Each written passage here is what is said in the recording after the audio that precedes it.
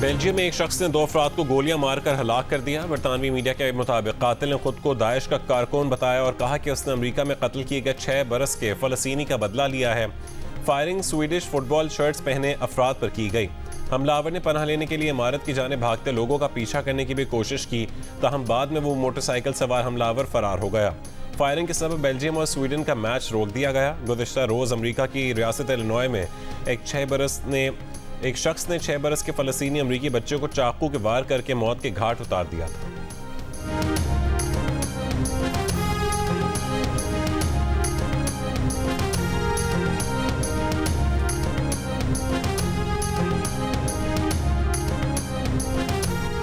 गजा पर इस्राएली बमबारी का सिलसिला जारी। बमबारी से शहीद फ़लस्तीनियों की तादाद 2800 से तजावुज़ कर गई।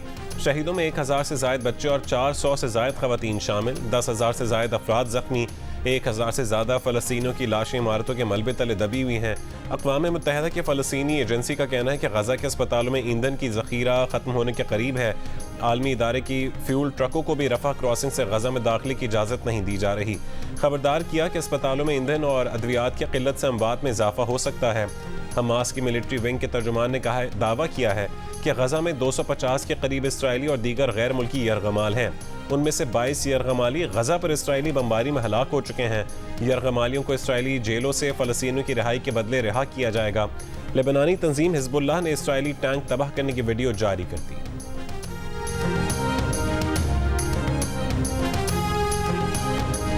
अक़वाम मुत्तहिदा सलामती काउंसिल में रूस और ब्राज़ील की इंसानी हमदर्दी की इमदाद और जंग बंदी मुतालबे की करारदाद पर वोटिंग आज होगी।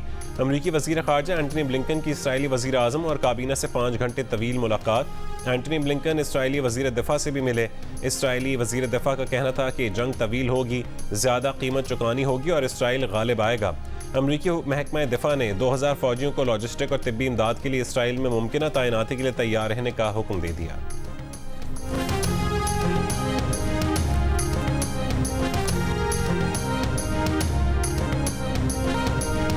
गजा पर इसराइली बमबारी और मजलूम फ़लस्तीनियों से इज़हार यकजहती के लिए दुनिया के मुख्तलिफ हिस्सों में मुजाहरे जारी। वाशिंगटन में वाइट हाउस पर होने वाले मुजाहरे में गजा में जंग बंदी का मुतालबा किया।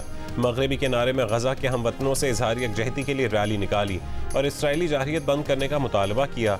नई दिल्ली में गजा में इसराइली बर्बरियत के खिलाफ एहतजाज किया गया। पुलिस ने तलबा समेत दर्जनों मुजाहिरीन को गिरफ्तार कर लिया।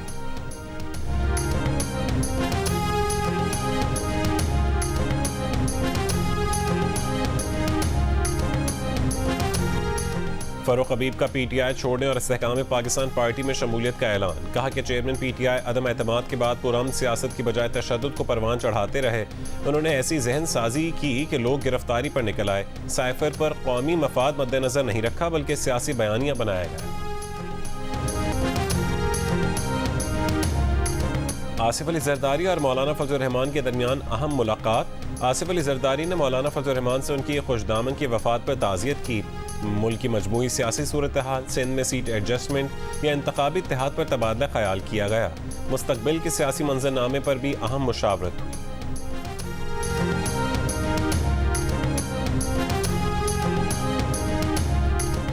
नून लीग के कायद नवाज शरीफ की सऊदी हुक्काम से 2 मुलाकातें। साबिक वज़ीर आज़म की पाकिस्तान वापसी से पहले दुबई में भी मुकामी हुक्काम से मुलाकातें तय। शहबाज शरीफ कहते हैं कि 21 अक्टूबर पाकिस्तान की तारीख के एक नए दौर का आगाज़ साबित होगा। नवाज शरीफ की क़यादत अवाम को महंगाई से निजात दिलाएगी।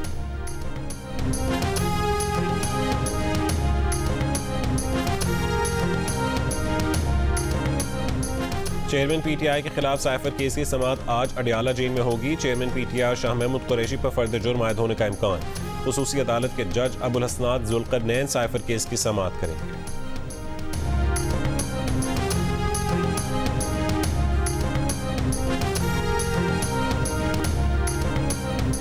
रूस के सदर व्लादिमीर पुतिन का इसराइल के वज़ीर आज़म नेतन्याहू को टेलीफोन। इसराइल और फ़लस्तीन के दरमियान तनाज़ा ख़त्म कराने की पेशकश। व्लादिमीर पुतिन की ईरान के सदर इब्राहिम रईसी और शाम के सदर बशारुल असद से भी बातचीत।